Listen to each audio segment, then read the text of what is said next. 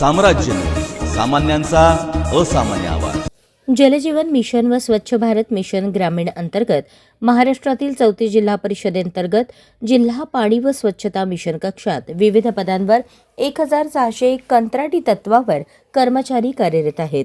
त्यांचे मागील 3 ते 4 महिन्यांचे वेतन रखडल्याने त्यांच्यावर उपासमारीची वेळ आली आहे।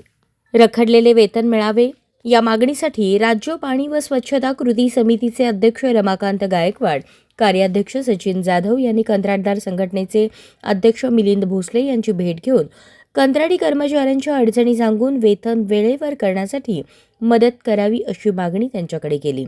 राज्यस्तरावर निधी उपलब्ध असूनही तांत्रिक कारण पुढे गेल्यामुळे कर्मचाऱ्यांना 4 महिन्यांचे वेतन देण्यात आलेले नाही, त्यामुळे कंत्राटी कर्मचाऱ्यांवर उपासमारीची वेळ आली आहे।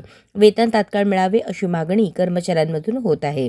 जलजीवन स्वच्छता विभागासाठी राज्य शासनाकडून कर्मचाऱ्यांच्या वेतनासाठी 10 कोटी इतका निधी मंजूर आहे, परंतु निधी वेळेवर येत नसल्याने वेतन होत नसल्याचा दावा कर्मचाऱ्यांनी केला आहे।